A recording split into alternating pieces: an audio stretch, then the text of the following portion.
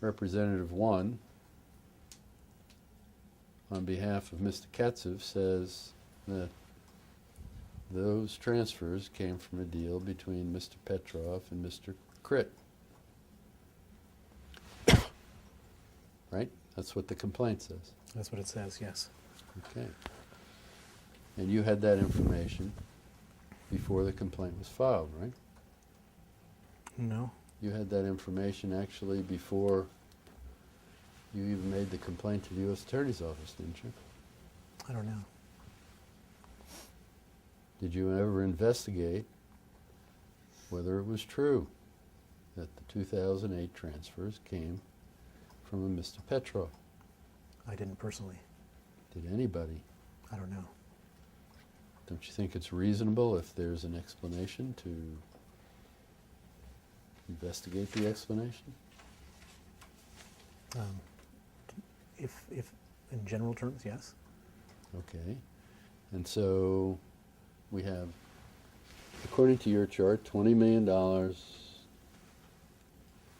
of clean money going into Bunikon Elenis, $800,000 coming out. Don't you think it's possible that that was clean money that came out? I don't know.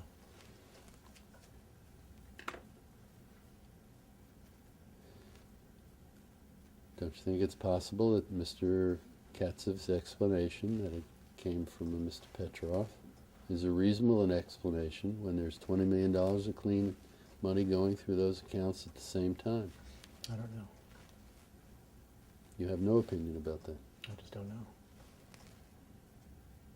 You're willing to accuse Mr. Katsev of having blood money, but you don't know whether it's reasonable to think that the $800,000 came from clean money. Is that your testimony? Could you repeat the question? Yes.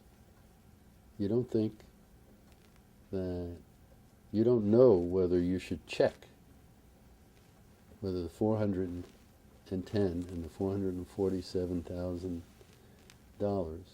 came from Mr. Petrov as a reasonable explanation, a reasonable and innocent explanation for the transfers from Bunikon and Elenis. I don't know when that information came, and I don't know whether the people who did the tracing had that information. Well, they had the information before this complaint was filed. This is in the original complaint also. Should we look at paragraph in the original complaint? This is before the complaint was filed.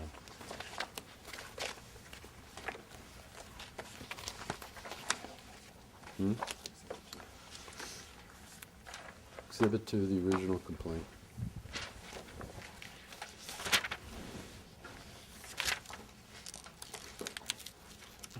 Where am I looking? Looking at, Are you talking about the complaint that we filed with New York no, Attorney's Office? this is the United States complaint against Prevezon. Which exhibit number is this?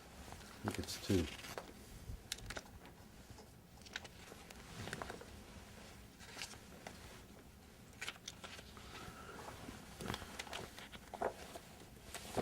Bear with me for a second, I need to find this.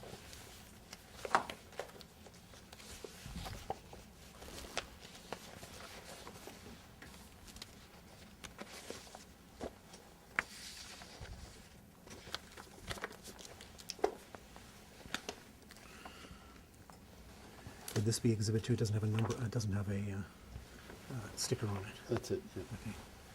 Let's put a sticker on it. Hmm?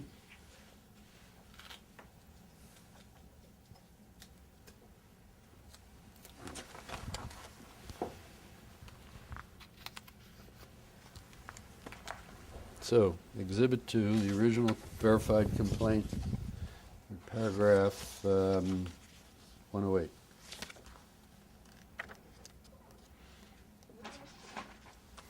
Okay. It's the same statement in 108. Representative 1 stated funds involved in the February 2008 transfer derived from a deal between Mr. Kritt and his friend, Mr. Petrov. So what's the question? So this information came from your team? The Petrov story? Yes. Are you sure? Yes, it came from the OCC RP. So I don't see it in here. Is it? Can you show me it in here where that statement is? I don't think it's in there. So how did it come from me? It came from the OCC PR that you gave to the U.S. Attorney. No, the OCC RP gave us information, not the other way around. Yes, and then you gave it to the U.S. Attorney. So you had from the OCC RP this quote from Representative 1. I'm not sure that's the case. I don't believe, not to my knowledge. You think it would have been irresponsible to make a complaint against Prevezon without checking out the explanation given by Representative 1? I don't know. I haven't assessed that Well, statement. let's assess it right now. You have $20 million going through an account, $800,000 coming out, and the person whose accounts received the money says, I have a perfectly good explanation. It came from Mr. Petro. And you don't think it's your obligation, before you accuse him of having blood money, to check out his story? I'm not sure we have that information. Obviously had it because it's in the complaint, the very first complaint. It's not in this complaint. Mr. Hyman says that he got information for this complaint from you and Mr. Kleiner and some websites you directed him to. So you had the information. I don't, not to my knowledge. Well, let me ask you this. Let's assume that you are aware of this explanation. Would it be irresponsible not to check it out before making a complaint against Mr. Katz's companies? I can't make a judgment about some piece of information taken out of context. It's perfectly well in context. It is his explanation for the $800,000.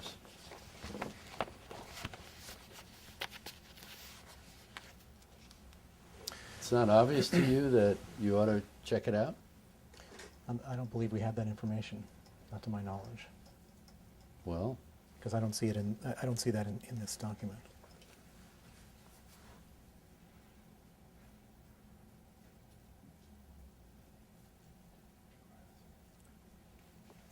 after this was filed, you had the information because you had the complaint. As a matter of fact, you had the complaint before it was filed. So you would have read it in the drafts. So you had the information. Did you check it out? I don't know. Don't you think you had an obligation to check it out? I don't know.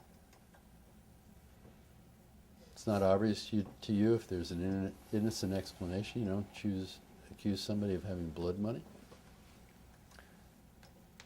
The U.S. Attorney's Office have kept it in 2 complaints, so obviously they believe that it's true.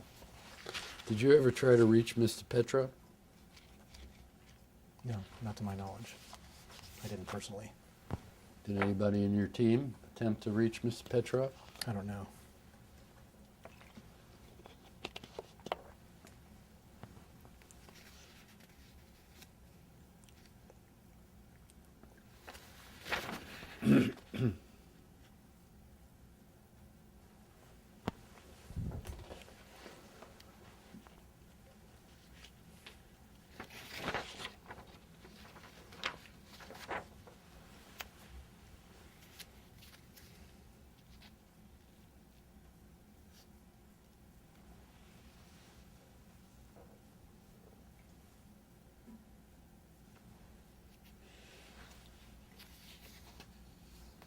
Who's Mark Fagan?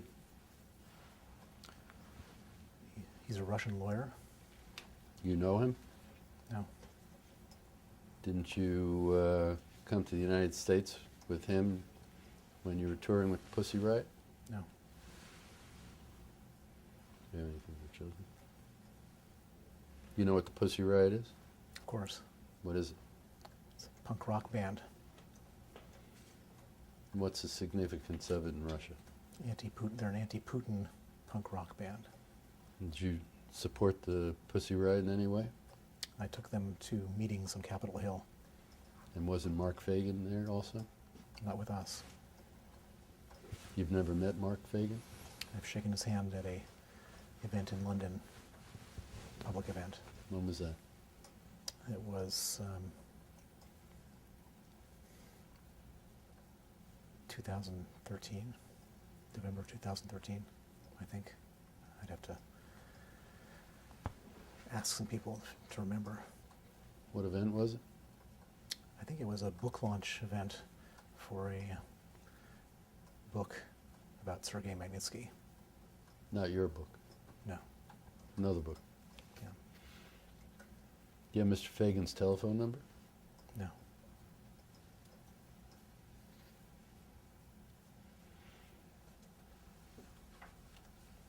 So, are you familiar with a lawyer by the name of Oleg Lurie? No. You've heard about, I'm sorry, he's not I said lawyer. You did. Too many lawyers. A reporter by the name of Oleg Lurie. Yes. How do you know Mr. Lurie? I don't. Well, you said in a pleading in this court that he was pursuing you for years. Remember saying that? I remember saying that. Pursuing you in what way? There's a documentary that the Russian government made about me, in which Oleg Lurie is one of their principal detractors. That was in 2014. I think that was last year. I can't remember exactly when. Could have been this year. And you say it was the Russian government who put that out? You're just assuming that, right? I'm assuming that, yes. Okay. You don't know who put it out. No. Well, I know it was the Russian government, excuse me. I do know. How do you know that? Because it was put on the Russian government's television station, NTV. So, this program was on Russian government TV. Correct. Do you know if they put together the video? I don't know how it was constructed. Okay, you said Mr. Lurie was pursuing you for years. That's just recently. How has he been pursuing you for years? I'd have to go back and do a search. I'm sure we could find something. In other words, you put it in an affidavit to Judge Grisey, but you don't have anything to say he was pursuing you for years? Not at the tip of my tongue. And you didn't at the time you wrote that and signed the affidavit, right? I'm sure I did at the time. But you can't recall it now. No. It's just what, a month or two ago? Yeah.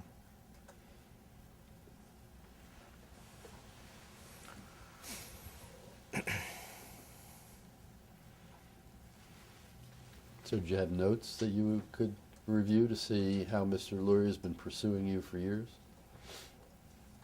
I could do the research to come up with them. Well, you can go back and do research to support a statement that you swore to before and present it to Judge Grisey, right? Did you have anything at the time? I don't have any notes. So you just said it. I said it based on my belief at the time. Do you have any facts that support your belief? Not on the tip of my tongue. And you didn't have any at the time, right? Wrong. But you don't remember them now. Right.